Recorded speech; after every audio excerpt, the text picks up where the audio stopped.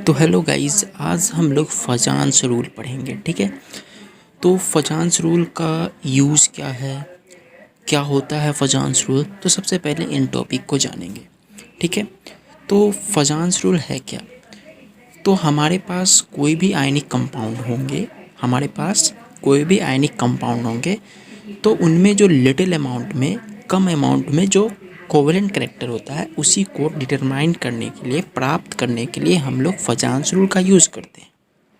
ठीक है, Fajans rule हमारा 4 बात पर डिपेंड करता है। ठीक है, जिसमें से सबसे पहला पॉइंट है हमारा साइज ऑफ द कैटायन पे, दूसरा होता है साइज ऑफ द एनायन पे, तीसरा होता है charge upon cation and anion, and चौथा हमारे पास होता है electronic configuration of the cation. ठीक है, तो हम लोग सबसे पहले जानेंगे कि हमारा साइज ऑफ कैटायन वो कैसे आइडेंटिफाई करेगा फजांस रूल को। ठीक है, तो सबसे पहले हमें टर्म लेना है कोवेलेंट करेक्टर। मैंने क्या बोला कि कोवेलेंट करेक्टर को आइडेंटिफाई करना है, तो हमें पता होना चाहिए कि कोवेलेंट करेक्टर जो होगा वो ऑलवेज, हमेशा साइज ऑफ कैटायन के इन्वर्सली प्रोपोर्शनल होगा। तो हमें बस इसी टर्म को यूज़ करना है। तो चलिए सबसे पहले हम लोग साइज ऑफ कैटायन को लेते हैं। साइज ऑफ कैटायन का कुछ एग्जांपल हम लोग ने लिया, उसके मदद से अब हम लोग इसे सॉल्व करेंगे। तो जैसे कि आप हमारे पास दिया हुआ है NaCl है, LiCl है, RbCl है, CHCl है। तो इन सभी में सबसे बड़ा कैटायन हो गया हमारा CHCl। तो मैंने क्या बोला कि कोवेलेंट करेक्टर उधर बढ़ेगा, उधर इंक्रीज करेगा जिधर साइज ऑफ कैटायन घटेगा, क्योंकि दोनों का इन्वर्सली प्रोपोर्शनल है ना। Covalent character is inversely proportional to size of the cation. तो सीजियम CHCl का साइज ऑफ जो साइज ऑफ कैटायन है, ठीक है, CHCl जो साइज ऑफ कैटायन होंगे वो एज कंपेयर टू अदर सबसे बड़ा है। तो मीन्स कि इधर जो हमारा कोवेलेंट करेक्टर घटेगा, ठीक है, आयनिक करेक्टर बढ़ेगा। कोवेलेंट करेक्टर मतलब कि left to right ionic character increases and left to right covalent character decreases. ठीक है, उसी तरह जो सॉल्युबिलिटी होगी हमारी, जिधर आयनिक कैरेक्टर बढ़ेगा, सॉल्युबिलिटी ऑफ इन वाटर उधर ही को बढ़ेगा।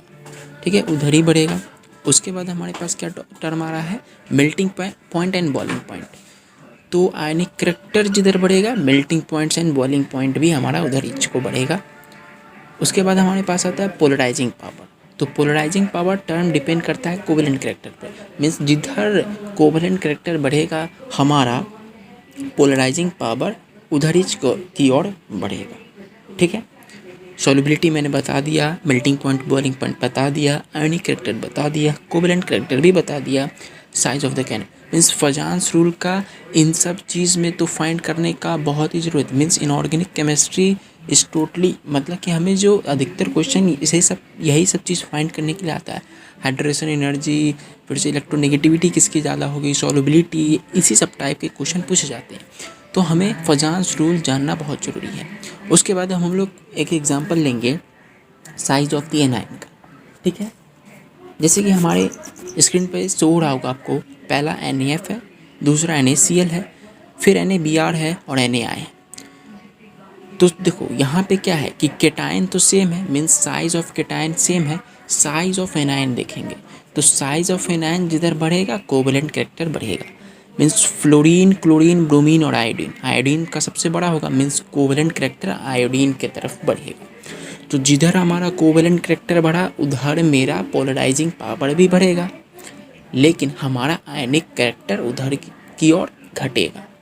तो आयनिक करेक्टर जब हमारा Na में सबसे कम होगा, ठीक है, और सबसे ज़्यादा आयनिक करेक्टर होगा NaF में, तो मेरा melting point and boiling point भी उसी का ज़्यादा होगा जिसका हमारा आयनिक करेक्टर ज़्यादा होगा, तो यानी NaF का।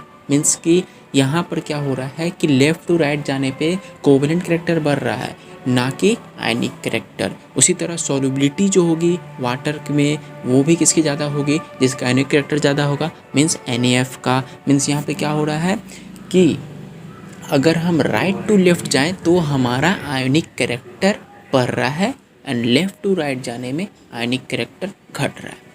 ठीक है, अब हम लोग लेते हैं चार्ज अपॉन केटायन एनायन। तो जैसे कि चार्ज अपॉन केटायन और एनायन, तो जैसे कि हम लोगों ने कंपाउंड लिया, आपके स्क्रीन पे शो हो रहा होगा LiF, Li2O एंड Li3N। यहाँ पे जो चार्ज होगा अपन केटायन और एनायन उसी को हम लोग देखेंगे। तो चार्ज अपन केटायन एनायन अगर बढ़ता है तो मेरा कोवेलेंट कैरेक्टर भी बढ़ेगा, मीन्स पोलराइजिंग पावर भी बढ़ेगा। तो LiF में क्या है कि लिथियम का +1 है, फ्लोरीन का भी -1 है। Li2O में लिथियम, यहाँ पे देखो लिथियम का तो ऑलवेज प्लस ही होगा, ठीक है। Li3 में भी लिथियम का प्लस ही होगा, लेकिन हम यहाँ पे चार्ज ऑफ एनायन को देखेंगे। जैसे फ्लोरीन का -1 हो गया, ऑक्सीजन का -2 हो गया एंड नाइट्रोजन का -3 हो गया। मीन्स यहाँ पे चार्ज ऑफ एनायन बढ़ता हो या चार्ज ऑन केटायन बढ़ेगा तो भी मेरा कोवेलेंट कैरेक्टर बढ़ेगा। ये मेरा तीसरा प्रॉपर्टी था। तो उसी तरह मीन्स कि कोवेलेंट कैरेक्टर मेरा सबसे ज़्यादा होगा Li3N का। उसी तरह पोलराइजिंग पावर भी Li3N का ही सबसे ज़्यादा होगा। आयनिक कैरेक्टर की बात की जाए तो आयनिक कैरेक्टर यहाँ पर घटेगी, क्योंकि आयनिक कैरेक्टर उसका ज़्यादा होगा जिसका चार्ज अपॉन एनायन कम होगा, मीन्स LiF का सबसे ज़्यादा होगा। उसी तरह जिधर आयनिक कैरेक्टर बढ़ा means melting points and boiling point भी मेरा उधर ही की ओर जाएगा। तो means melting point and boiling point LiF का ज़्यादा होगा। सोल्युबिलिटी देखी जाए तो सोल्युबिलिटी भी उसी की ज़्यादा होती है जिसकी आयनिक कैरेक्टर ज़्यादा होती है। तो यहाँ पे LiF का जो है हमारा सोल्युबिलिटी ज़्यादा हो। तो आप लोग ने फजान्स रूल को समझा होगा कि फजान्स रूल का क्या यूज़ है और इसकी मदद से हम लोग इनऑर्गेनिक को बहुत ईजी बना सकते हैं। एक लास्ट बच जाता है इलेक्ट्रॉनिक कॉन्फ़िगरेशन का। तो हमारे पास 2 एग्जांपल हैं, आप लोग शो कर रहे होंगे स्क्रीन पे, कैल्शियम क्लोराइड्स एंड ZnCl। ठीक है, तो जो भी केटायन, गौर से सुनिएगा, जो भी cation noble gas configuration attain कर लेगा उसका आयनिक कैरेक्टर ज़्यादा होगा। जो भी cation noble gas configuration attain कर लेगा उसका आयनिक कैरेक्टर ज़्यादा होगा, ठीक है। और जो नहीं करेगा उसका कोवेलेंट कैरेक्टर ज़्यादा होगा।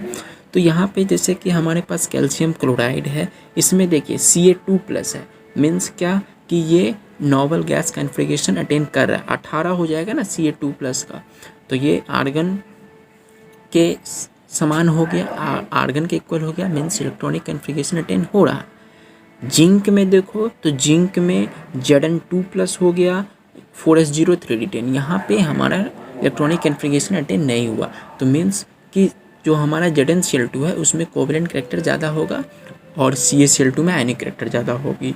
तो जिसकी आयनिक कैरेक्टर ज़्यादा है उसकी melting point and boiling point ज़्यादा और उसी की सोल्युबिलिटी भी ज़्यादा होगी वाटर में।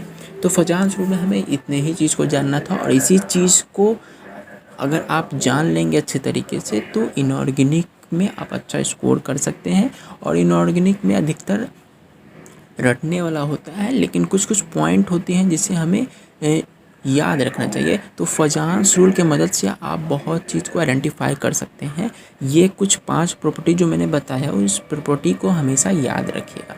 तो चलिए, मतलब कि ये मैंने जो 5 प्रॉपर्टी बताई, ये कि मेल्टिंग पॉइंट, बॉइलिंग पॉइंट, ये वाला, ठीक है। और जो हमारा फजान्स रूल का जो एक 4 प्रॉपर्टी है, size of cation, size of anion, charge upon cation anion and electronic configuration of the cation, इसे कभी मत भूलिएगा कि किस ऑर्डर में कोवेलेंट कैरेक्टर इस पर डिपेंड करता है। तो चलिए मिलेंगे फिर किसी नेक्स्ट वीडियो में।